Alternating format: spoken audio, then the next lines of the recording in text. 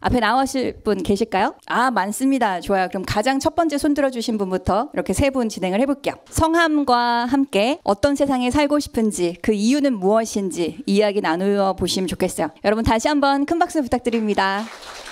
안녕하십니까, 이승현입니다. 제가 살고 싶은 세상은 노력의 가치를 온전히 평가받고 그것을 사람들이 이끌어주는, 힘을 보태주는 그런 세상에 살고 싶습니다. 제가 살고 있는 세상이 그렇지 않다는 것은 아닌데, 회사를 다니다 보면 아마 한 번쯤은 다들 보셨을 거예요. 온전한 노력의 가치가 아닌 그 부수적인 요인이 더해져서 온전한 그 노력의 대가를 받지 못하거나, 혹은 100%를 받을 수 있음에도 그만큼을 받지 못하는 경우를 많이 보셨을 수도 있을 거예요. 그리고 또 이거는 저 개인적인 이야기지만, 저는 요즘 무언가 항상 제가 살아오면서 어디로 달려야겠다라는 목표 지점은 항상 두고 달렸거든요.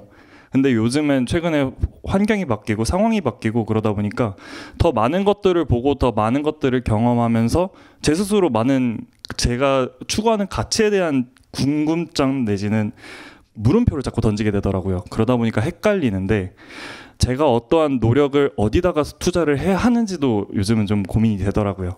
근데 이 노력의 방향성을 제가 집었을 때, 그것을 제가 달려갈 때 지치지 않게 옆에서 도와주는, 그리고 그 추진력을 더 가속도라고 하죠. 그 가속도가 더 높게 향해 갈 수 있는 그런 삶을 좀 기대하고 있어서, 제가 살고 싶은 세상이 이제 노력의 대가를 온전히 다른 부수적인 요인 없이 평가받을 수 있는 그런 세상이 됐으면 좋겠습니다. 네, 이상입니다. 감사합니다.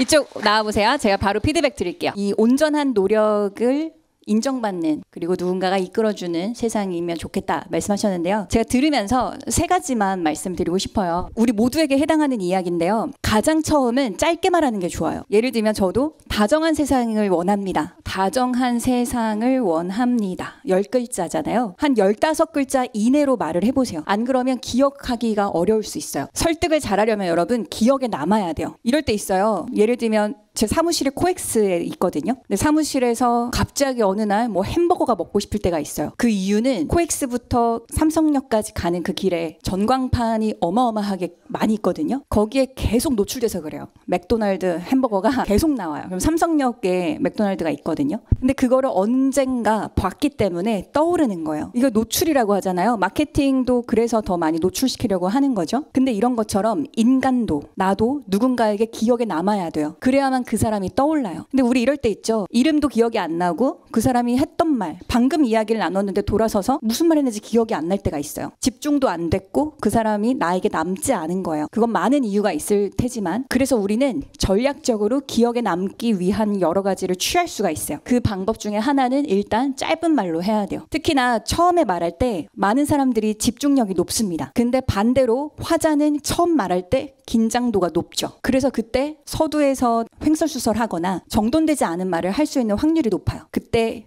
이걸 감안해서 항상 한 문장으로 깔끔하게 정의를 내릴 필요가 있어요. 그렇다면 한 문장으로 어떻게 줄일 수 있을까요? 아까 한 30글자 정도 됐어요. 마이크 잡고 한번 얘기해 주실까요?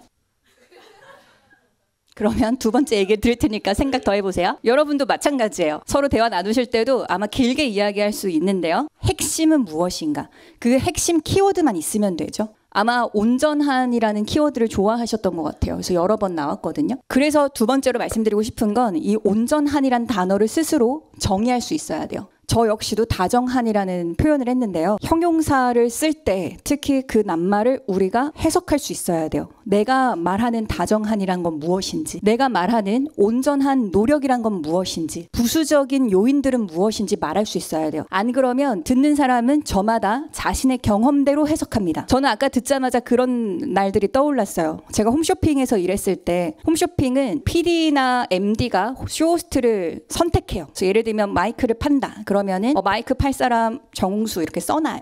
그러면 편성팀에서 이렇게 편성하거든요. 근데 이게 실제로 이 사람이 마이크랑 너무 잘 어울리거나 전자 제품을 되게 잘 파는 쇼호스트일 수도 있지만 오징어 팔고 고등어 팔고 식품 전문 쇼호스트였었는데 그 PD와 친분 때문에 선택되기도 합니다. 근데 이런 일들이 자주 있으면 저 역시도 화가 났어요. 능력이 아니라 친분과 인맥으로 세상이 돌아간다면 정당한 노력을 어떻게 우리는 평가할 수 있을까? 그 노력을 하고자 하는 사람이 있을까? 이런 생각이 들었어요. 그래서 아까 그 부수적인 요인이라고 하니까 저는 친분 이런 단어가 떠오른 거예요. 근데 승현님은 그게 아닐 수 있잖아요. 그래서 우리는 내가 말하고 바로 그 다음 문장에 그걸 해석을 해줘야 돼요. 저는 오늘도 얘기를 했어요. LG전자 임원과 화상 미팅을 할 때 목표가 무엇이냐. 보고 위주의 수업을 원하거든요. 보고를 했을 때 부사장님이 당신을 어떻게 받아들이기를 원하는가 이걸 물어봤어요. 그 다음에 제가 예시를 들었어요. 저는 사람들이 저를 다정하게 봐주기를 바랍니다. 제가 말씀드리는 다정한이란 의미는 무조건적인 친절과 배려심이 깃든 게 아니라 단호함도 있고